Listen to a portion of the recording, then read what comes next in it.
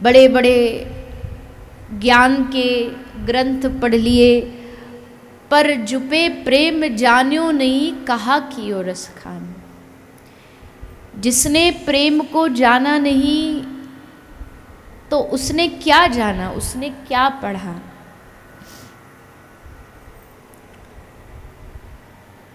प्रेम तालाब जैसा, सरोवर जैसा नहीं है, बल्कि प्रेम एक बहती हुई नदी के समान है। सरोवर में तो पानी भरा रहता है, एक जगह पर भरा भरा धीरे धीरे जम जाता है, काई जम जाती है, पानी पुराना हो जाता है, उसमें से दुर्गंध भी आने लगती है, छोटे मोटे कीड़े मकोड़े मच्छर आदि भी घूमने लगते हैं। लेकिन प्रेम तालाब नहीं है, प्रेम बहती हुई नदी है। जैसे नदी अविच्छिन्न बहती रहती है, वैसे ही प्रेम की धारा नित्य निरंतर प्रवाहित होती रहती है। प्रेम की नदी तो बह रही है, जैसे गंगा तो बह रही है। गंगा तो किसी से जोर जबरदस्ती करती नहीं कि आओ मुझ में स्नान करो, तुम्हारी श्रद्धा पर निर्भर है। तुमको अगर गंगा में श्रद्धा है तो खुद स्वयं जाओ, जाकर के उसमें डुबकी लगाओ, तुम उस तक पहुंच जाओगे तो गंगा अपने जल में तुम्हें समा लेगी। वैसे ही प्रेम की नदी, प्रेम की धारा है। प्रेम किसी से जोर जबरदस्ती नहीं करता कि तुमको हमें अपनाना ही पड़ेगा, लेकिन जो प्रेम की शरण में जाता है, प्रेम उसको अपना स्वरूप दे देता है, अपना बना लेता है, प्रेम में बना देता है।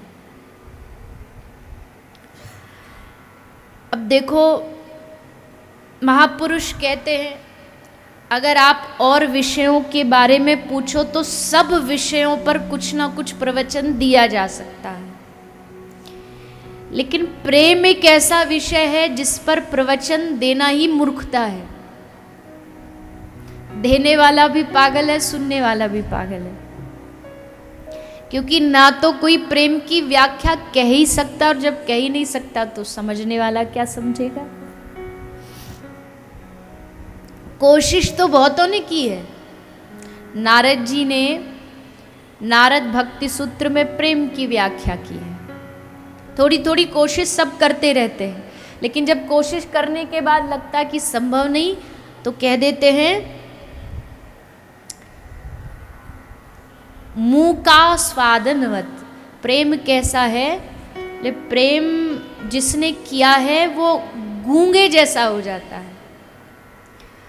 गूंगे को आप गुड़ खिलाओ तो वो बता नहीं सकता गुड़ कितना मीठा। हाँ, बोलने वाले को फिर भी थोड़ा बहुत वो कोशिश कर सकता है कि गुड़ इतना मीठा उतना मीठा, इतना तो बता ही सकता है कि खट्टा है कि मीठा। वो गूंगा क्या बताएगा?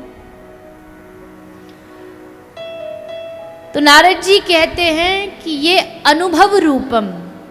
पहले तो नारद जी ने कहा गुण रहितम। प्रेम की व्याख्या कर रहे नारद जी कि प्रेम क्या, जिसमें गुण अवगुण खत्म हो जाए। फिर आगे का कामना रहितम, कामनाओं का नाश हो जाए। अविच्छिन्नम, ये सब व्याख्या बताई, और अंत में जाके नारद जी को लगा ये सब व्याख्या फीकी है, तो कह दिया अनुभव रूपम, कि भैया प्रेम का सबका अपना अपना अनुभव होता है, कोई इस पर व्याख्या नहीं कर सकता है।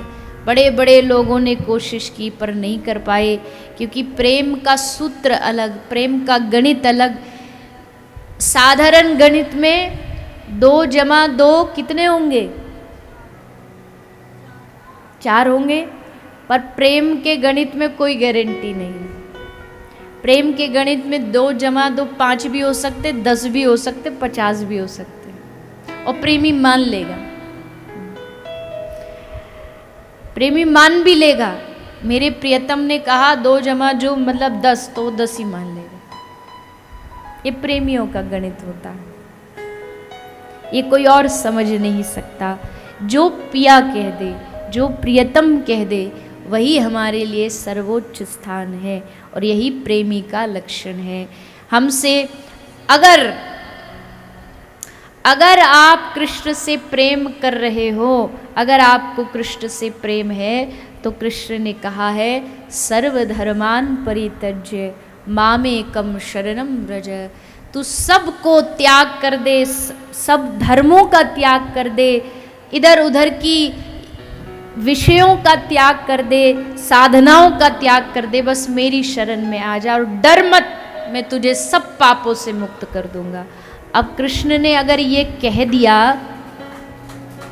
उसके बाद भी हम अभी भी डरे बैठे हैं कि नहीं इनका भी थोड़ी पूजा कर लें, इनको भी थोड़ा प्रणाम कर ले, तो मतलब अभी कृष्ण से प्रेम नहीं हुआ है। अभी भी अगर आपके भीतर डर है, अभी भी आपको अगर चीजों से डर लगता है, तो मतलब आपको श्री जी के चरणों से अभी प्रेम नहीं हुआ है, ठाकुर जी से अभी प्रेम नहीं हुआ है। तो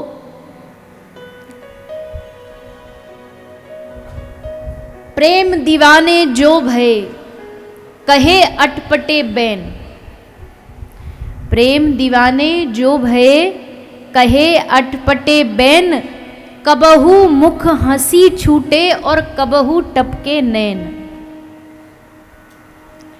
प्रेमी का लक्षण क्या, कभी तो जोर से ठाका मार के हंस पड़ेगा, हंसने लगेगा, और हंसते हंसते एकदम से उसको अपने प्रियतम की याद आ जाएगी, तो कबहू टपके नैन, फिर चीख करके चित्कार करके हा गोविंद, हा श्याम सुंदर, हा प्राणनाथ कह करके रोने लगेगा। कबहू मुख हंसी छूटे, कभी रोते रोते ही हंसने लगेगा। देखने में तो लगेगा एकदम बावरा है, एकदम पागल है, कोई मेंटल अस्पताल से भाग करके आया है। ऐसा तो एक पागल ही करेगा ना कि एक पल हंस रहा है और फिर उसी पल हंसते हंसते रोने लगा। आप तो यही सोचेंगे कि भैया इसको कुछ दवाई ववाई दिलवाओ, डॉक्टर की, पागल हो चुका है। पर ये पागल तो है, पर ये संसार का नहीं, ये भगवान श्री राधे गोविंद के प्रेम में पागल है। और ऐसा पागल होना ही हमारे जीवन की सबसे बड़ी उपलब्धि है। क्योंकि किसी ने सच कहा, देखो भैया दुनिया में पागल तो सारे ही हैं, सब पागल हैं, फर्क इतना है कोई तन पागल, कोई धन पागल, कोई पागल बेटे नारी का, पर सच्चा पागल वही है जो पागल मेरे बाके बिहारी का। वास्तविकता में उसका जीवन धन्य हो गया।